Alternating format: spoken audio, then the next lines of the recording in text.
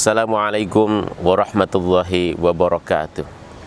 Alhamdulillah rabbil alamin, hamdan katsiran tayyiban mubarakan fih. Asyhadu an la ilaha illallah wa asyhadu anna Muhammadan abduhu wa rasuluh. Allahumma shalli ala sayyidina Muhammad wa ala alihi wa ashabihi ajma'in.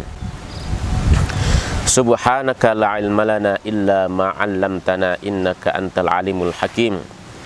Allahumma la sahla illa ma ja'altahu sahla wa anta taj'alul hazna idza syi'ta sahla. Rabbi shrah li sadri wa yassir li amri wahlul 'uqdatam min lisani yafqahu qawli. Kaum muslimin yang dirahmati Allah Subhanahu wa taala, wabil khusus anak-anakku, para santri Pondok Pesantren Nurul Islam.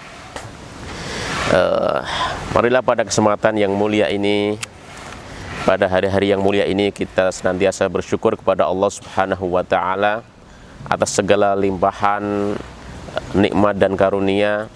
Sampai pada kesempatan hari ini kita masih berkesempatan untuk menghirup udara segar dan melihat terbitnya matahari.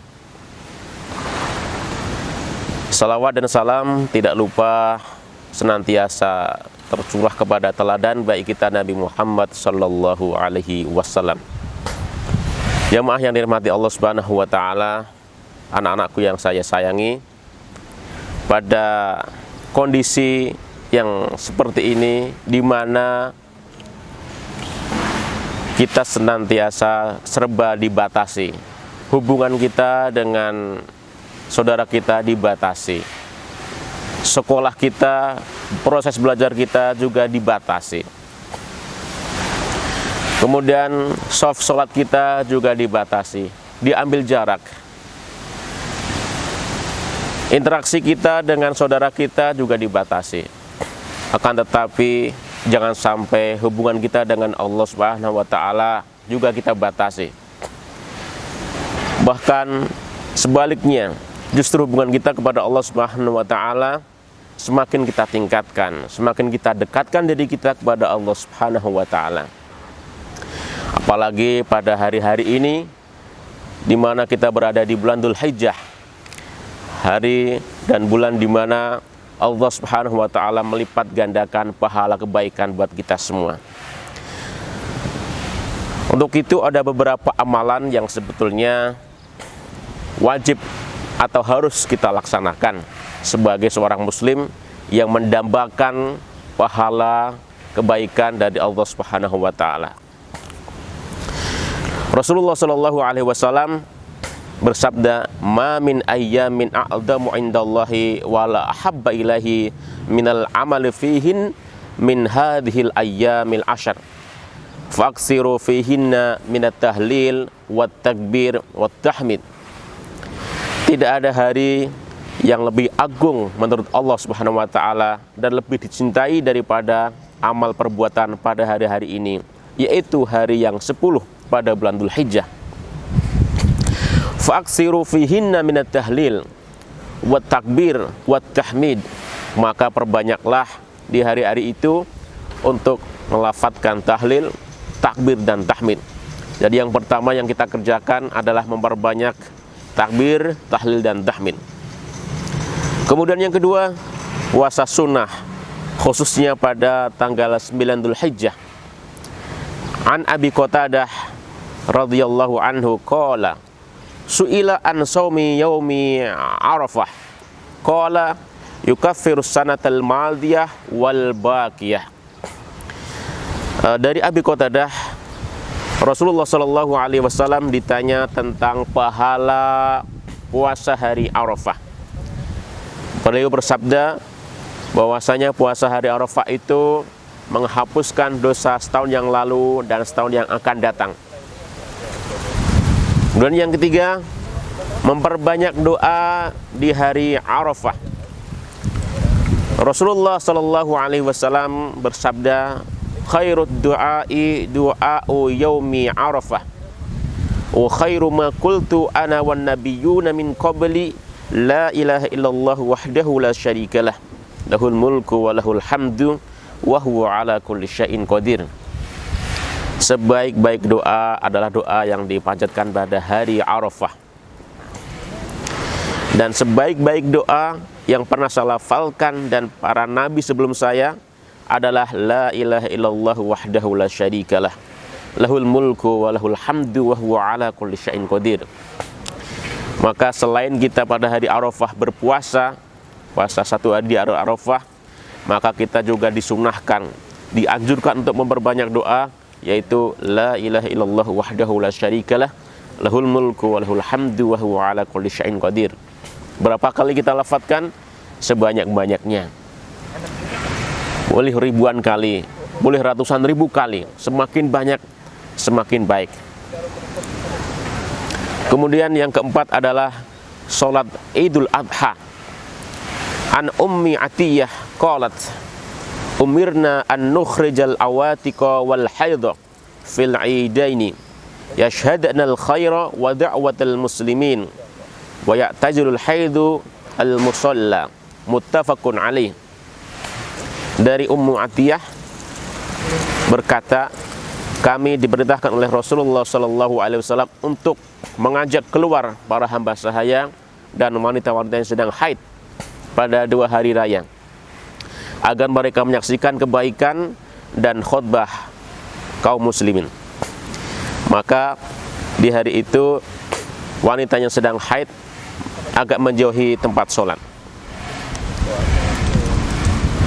Yang kelima adalah syariat untuk berkorban.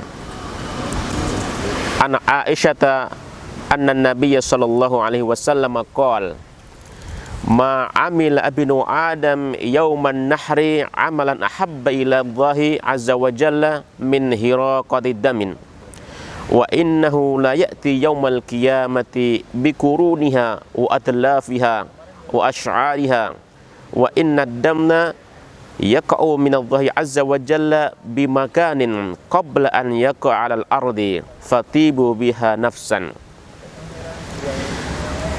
Dari Aisyah radhiyallahu anha bahwasanya Nabi sallallahu alaihi wasallam bersabda, tidak ada amalan yang dikerjakan oleh Bani Adam yang lebih baik dan lebih dicintai oleh Allah pada hari nahar kecuali daripada menumpahkan darah atau menyembelih binatang korban. Sesungguhnya binatang korban itu akan datang pada hari kiamat dengan tanduk-tanduknya, dengan kaki-kakinya, dan dengan bulu-bulunya. Dan sesungguhnya darah yang keluar dari leher yang disembelih akan sampai kepada Allah Subhanahu wa taala terlebih dahulu sebelum darah itu sampai atau menyentuh tanah. Fatibu biha nafsan, maka jadikanlah nyaman jiwa-jiwanya. Maka dari itu ternyata korban mempunyai 2 dimensi, yaitu dimensi ketaatan kita kepada Allah Subhanahu wa taala dan dimensi kemanusiaan. Apalagi dalam kondisi di mana ekonomi sedang susah, ekonomi sedang sulit, banyak orang kesulitan untuk memenuhi kebutuhan sehari-harinya, terutama kebutuhan makan. Maka syariat berkorban adalah syariat yang tepat sekali, di mana kita bisa berbagi kepada sesama manusia, berbagi kepada para tetangga kita, berbagi kepada saudara-saudara kita.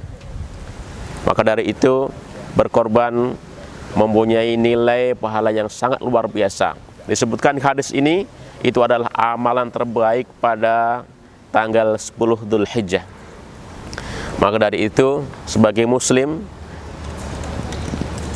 sebaiknya kita tidak melewatkan kesempatan yang mulia ini. Banyak sudah kita ketahui di medsos, ya, orang-orang pada mampu untuk membeli sepeda, ya, harga jutaan rupiah, pada mampu beli ya apa saja yang dia inginkan untuk kebutuhan dunia, ya. Tapi ketika disuruh berkorban, ternyata banyak orang yang merasakan keberatan. Padahal sebetulnya berkorban pahalanya luar biasa besar sekali di sisi Allah Subhanahu wa taala. Dan yang terpenting juga adalah bahwasanya berkorban kita bisa berbagi kepada tetangga kita. Ketahuilah bahwa qimatus sa'adati al-'ata, setinggi-tingginya kebahagiaan adalah, puncak kebahagiaan adalah kita memberi kepada sesama. Memberi, apalagi dalam kondisi seperti ini, memberi apa yang kita punya, itu pahalanya lebih dilipat gandakan oleh Allah Subhanahu wa Ta'ala. Mungkin demikian sebagai arahan atau sebagai bimbingan kepada kita semua untuk menyambut Hari Raya Idul Adha tahun ini. Semoga Allah Subhanahu wa Ta'ala menerima segala amal perbuatan kita, amal ibadah kita, dan melipat gandakan pahalanya. Dan semoga pula apa yang saya sampaikan bermanfaat kepada kita semua. Sekian, Assalamualaikum warahmatullahi wabarakatuh.